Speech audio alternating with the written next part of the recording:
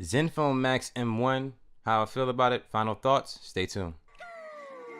Bad girl, I'm a nice guy. Liquor in my cup, I gotta really toughen up. Yeah, nurse strap. So in case you haven't seen what the box looks like for the Zenfone Max M1, this is what it looks like. And then the side it says "We love photo." But on the inside, it's just typical stuff. Get your booklet here. Comes with a micro USB charging cable and an adapter. So one of the first things you guys notice about this device is that it has dual cameras in the back. One is a 13 megapixel and the other one is an 8 megapixel wide angle. Has an LED flash, fingerprint scanner, Asus branded in the back. You get a 8 megapixel camera in the front with LED flash as well. On the bottom, we have micro USB for the charging. You got a speaker there and then a microphone on the left side. On the right side of the device, we got a power button, volume up and down key. On the left side, we have the SIM tray slot. And on the top of the device, we have a headphone jack, which is pretty much ancient now. Now the screen is 5.5 inches, it's 720 by 1520. It's a 720p display, 18:9 aspect ratio. And the colors on it look pretty good. It's pretty good in sunlight as well, so you won't have a problem seeing this device outdoors. Now, what's powering this device is a 4,000 milliamp hour battery that does have quick charge. I believe it's 1.0. And you have a Snapdragon 425, clocked at 1.4 gigahertz, along with 2 gigs of RAM, 16 gigs internal storage. And yes, you do have a micro SD card slot for expandable memory. This device in particular runs Android 8.0 security patch February 2019. So, it's not on Android Pie or anything like that. Android O, I'll take it. Now, if you aren't familiar with a device that runs the Snapdragon 425, these are typically what the Geekbench numbers are going to look like. Single core score is 640 and the multi-core score is 1,726. Similar with the Antutu benchmark score, we have a 40,995. So with the device having a 4,000 milliamp hour battery, you're probably wondering, what is the screen on time like? So with me, I typically use my devices on high brightness. I'm not trying to save battery too much throughout the day. And on this particular day, I got 4 hours and 56 minutes of screen usage. And I had about 22% battery left. So that's not bad, being that, it's a 4,000 milliamp hour battery. I just know if you wanted to stretch this device out, you absolutely can. And keep in mind, this was me using it very heavy. So I'm talking about taking pictures, watching YouTube videos, all kinds of stuff, killing the battery. 4 hours, 56 minutes with 22% left is good in my opinion. Now, I had this device connected to Google Fi for about a week, maybe 5 to 7 days, and it did pretty good. The only thing about it is that you do have to get used to the fact that it is going to be a 425 processor in it. So if you're used to like a, more mid-range to budget mid-range phone, a device that has a little bit more power, this is going to be something to get used to.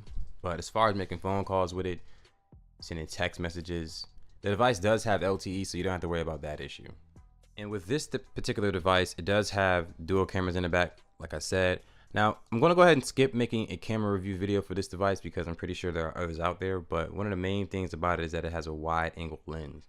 And so you can look at something as simple as this box here that it came in, put it to the wide angle, and it'll be more in the shot. So, it's pretty good. If you guys actually want to see a camera video with this device's cameras, let me know in the comment section. I have the pictures and footage that I would need, so all I got to do is put it together. With the main camera and the wide angle camera, you're able to record video. You can take pictures with either mode, doesn't matter. The device does have a couple other modes, but none worth mentioning. So a fingerprint scanner, of course, and it works pretty good. When I first took the device out the box, that's when the fingerprint scanner was a little bit laggy. After a couple updates, it got a little bit faster. It's pretty quick. So the device does have a cool feature in it when it comes to playing audio. If you're playing a video here, so as you can imagine, you buy a device, this you is get what updates. it sounds like with a regular. It's pretty much the norm, right? But in Blue's case, it's just they don't have too much of a good history. So you heard that. It sounds pretty good. When you actually turn on the outdoor mode, Updating the devices that they release to the public, they usually put out new devices with the newer software. Trust me when I say this, when you're outdoors, it makes a difference. What it actually does is just turn down the bass and turn up the vocals, which makes sense because that's pretty much what you're going to want to hear when you're trying to listen to a video outdoors where it's pretty noisy. Now, if you're an audiophile, this device does have a headphone jack, and the headphone jack itself isn't the best quality. When it comes to playing music, you definitely notice the difference between using other phones. It has one, that's a plus.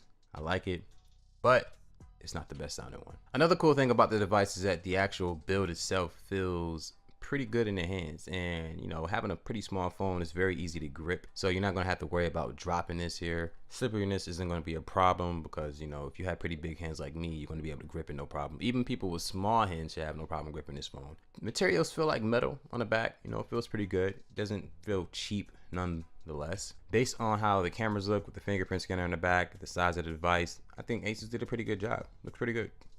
So when it comes to gaming on this device here, you know, it's a pretty small screen, like who doesn't know that, but it gets the job done.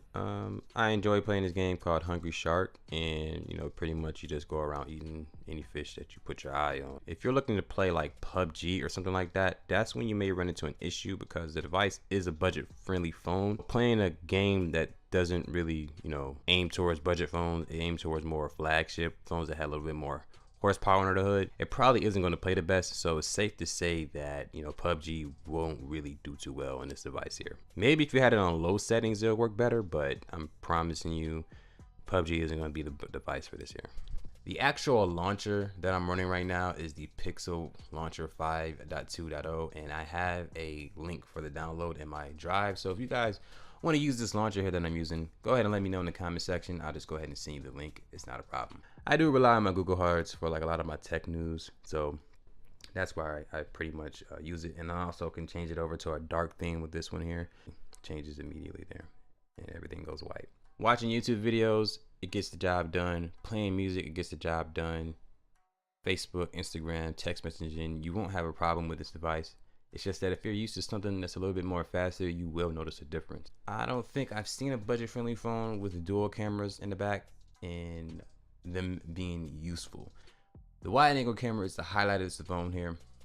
So if you wanted to get this phone and you wanted to use it just strictly for taking pictures in a wide angle mode, I would say go ahead and go for it. It's inexpensive. That's pretty much all I have to say about the Asus Zenfone Max M1. If you guys have any questions on it, let me know in the comment section. Be sure to share this video with your friends and family and let them know that not all Android cameras suck. It's just not true. But until then, my name is Max the Rock. Thank you for watching this video. Have a good day, y'all. Deuces.